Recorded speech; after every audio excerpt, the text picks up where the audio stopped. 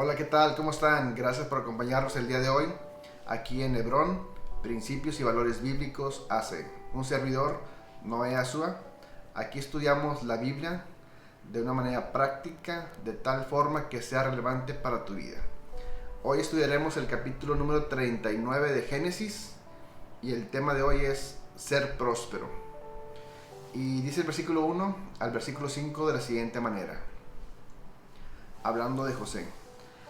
Llevado pues José a Egipto, Potifar, oficial de Faraón, capitán de la guardia, varón egipcio, lo compró de los ismaelitas que lo habían llevado allá. Mas Jehová estaba con José, y fue varón próspero, y estaba en la casa de su amo el egipcio. Y vio su amo que Jehová estaba con él, y que todo lo que él hacía, Jehová lo prosperaba en su mano. Hacía yo José gracia ante sus ojos y le servía. Y él le hizo mayordomo de su casa y entregó en su poder todo lo que él tenía. Y aconteció que desde cuando él se encargó de su casa y de todo lo que tenía, Jehová bendijo la casa del egipcio a causa de José. Y la bendición de Jehová estaba sobre todo lo que tenía, así como en casa como en el campo. Fíjate lo que dice el versículo 2. Mas Jehová estaba con José, y fue un varón próspero. Y Jehová hacía prosperar todo lo que José tenía en su mano. O sea, chécate el dato. José era un esclavo. Él no tenía derecho de tener un carro, de tener un... O sea, bueno, no había carros, ¿verdad?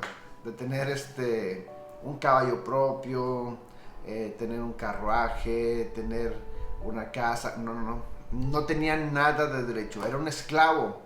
O sea, él vivía para servir a su amo Potifar. Mas sin embargo, la Biblia nos declara y nos dice: mas Jehová estaba con José, y era un varón próspero. Ahorita, hoy en día, lamentablemente hay un evangelio de la prosperidad que realmente no es evangelio, porque solamente hay un evangelio, solamente hay unas buenas nuevas, y es Jesús, ¿verdad? En nuestras vidas, en nuestros corazones. Pero bueno, ese es otro tema que después vamos a ver. Ahorita volvamos otra vez a qué es ser próspero. Si aquí la Biblia nos enseña que siendo José esclavo, era un varón próspero, y eso significaba que no tenía nada de dinero, no tenía bienes materiales, pero Dios estaba con él. Por eso él era próspero, porque Dios estaba con él. Ser próspero no es ser rico. Lamentablemente hoy hay muchas iglesias donde pues se predica acerca de la prosperidad, y ese no es el evangelio que Jesús enseñó. Por eso nosotros tenemos que discernir, escuchar y nosotros cotejar a la luz de las escrituras, como lo hacían los primeros cristianos, ¿verdad? Pablo nos enseñó en Filipenses 4:12: sé vivir humildemente y sé tener abundancia. En todo y por todo estoy enseñado, así para estar saciado como para tener hambre, así para tener abundancia como padecer necesidad. O sea, un hijo de Dios no necesariamente tiene que ser rico, tener salud y estar feliz todo el tiempo. No, porque eso no lo marca la palabra de Dios. Nosotros tenemos que vivir de acuerdo a la palabra de Dios. Lamentablemente hay muchas corrientes ideológicas aún dentro del cristianismo que predican el evangelio de la prosperidad, de que tú declara, tú decreta y tú sé feliz, y tú no tienes por qué estar pobre. No, o sea, hay muchas cosas que están totalmente fuera del evangelio de la palabra de Dios. Este pasaje nos enseña que la prosperidad no tiene que ver nada con el dinero. Hoy en día hay muchas iglesias que tergiversan las escrituras. Solo hablan de dinero, salud y felicidad, como te decía. No hablan del evangelio completo que nos enseñó Jesús. Aléjate de esas iglesias, aléjate. No importa que tengan masas, no importa que tengan multitudes, si no están de acuerdo a todo el evangelio que marcan las escrituras, es mejor que te alejes. O sea, no por hecho que haya muchas personas significa que esté bien. Y el versículo número 20 del capítulo 39 dice: y tomó su amo a José y lo puso en la cárcel. Aquí ya ves que le levantaron un falso a José de que la esposa de Potifar, y total que pues Potifar se enojó bastante y lo metió a la cárcel porque supuestamente lo había engañado, donde estaban los presos del rey, y estuvo allí en la cárcel. Pero Jehová estaba con José, fíjate, y le extendió su misericordia y le dio gracia en los ojos del jefe de la cárcel. O sea, aquí el secreto es que Dios estaba con José. Y aquí lo que nos tiene que importarte a ti y a mí es que Dios esté con nosotros, que Dios esté contigo. Y si Dios está contigo, tú eres un hombre o una mujer próspera. Si Dios está conmigo, yo soy un varón próspero. Y el jefe de la cárcel le entregó en mano de José el cuidado de todos los presos que había en aquella prisión, y todo lo que se hacía allí, él lo hacía. No necesitaba atender el jefe de la cárcel cosa alguna de las que estaba al cuidado de José, porque Jehová estaba con José, y lo que él hacía, Jehová lo prosperaba. O sea, aquí volvemos a ver que Dios estaba con José, y lo que José hacía, él lo prosperaba. Era un hombre próspero, estando encarcelado. Primero estaba esclavo y ahora estaba encarcelado, pero José seguía siendo un varón próspero porque Dios estaba con él. Y aquí, por ejemplo, ser próspero no se refiere a cosas materiales, que si las tienes, pues qué bueno, bendice también a más personas.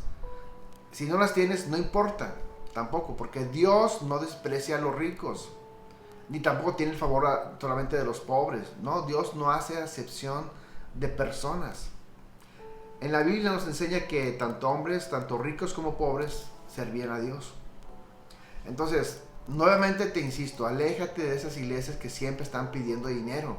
Haz promesas, haz donativos, siembra las primicias, y todo el tiempo están dándole de que el dinero y que el dinero. O sea, que tú siembra 100 pesos y vas a levantar 1000 pesos y no. Estoy de acuerdo que tenemos que dar, hay que ser generosos, pero lamentablemente a veces hay ciertos pastores que se aprovechan de la ignorancia del pueblo y tergiversan solamente ciertos versículos a su propia conveniencia. Y te voy a leer un versículo, pasaje de la palabra de Dios.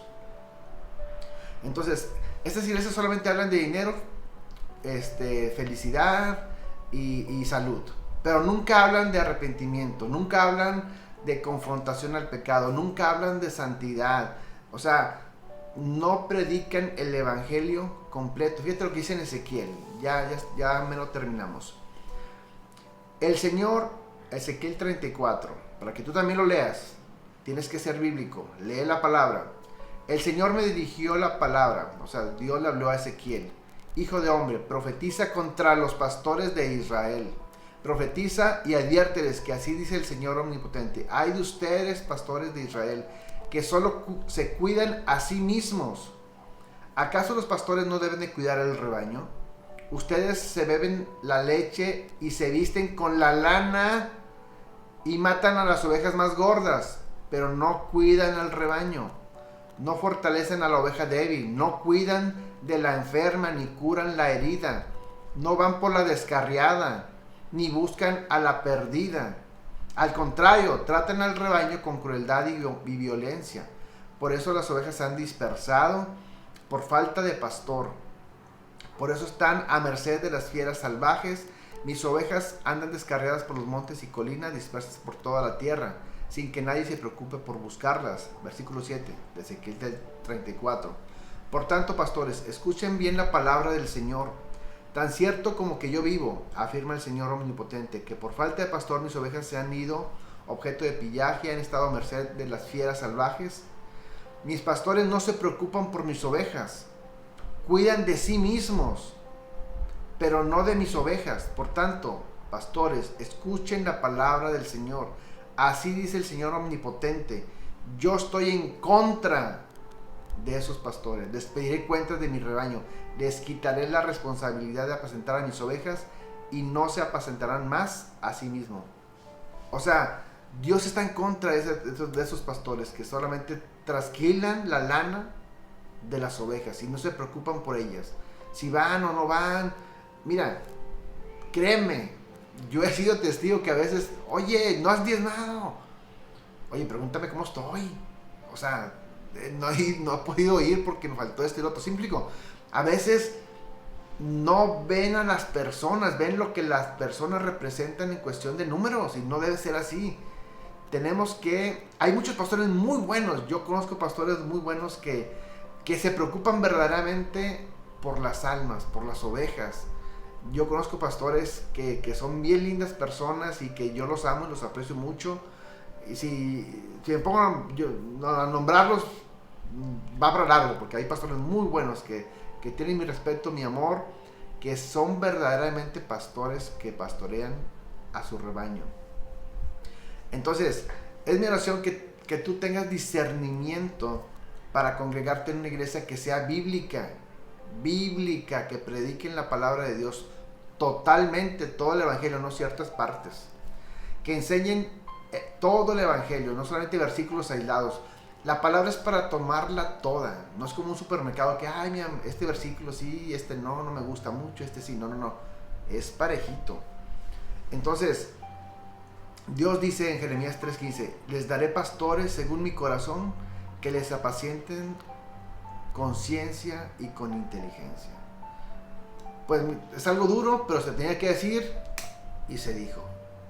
Entonces, acuérdate, debemos ser bíblicos, no religiosos. Hasta la próxima. Dios te bendiga. Chao. Ando en busca de un guerrero, conforme a mi corazón, un guerrero que pueda ver lo que yo, un guerrero que no se rinda, que luche, que viva mi palabra, que hable, que busque de un guerrero, conforme a mi corazón, un guerrero que pueda ver lo que yo, un guerrero que no se rinda, que luche, que viva mi palabra. Él me dijo, soy la puerta estrecha, mira a tu izquierda y tu derecha, que este es el tiempo, se aproxima la gran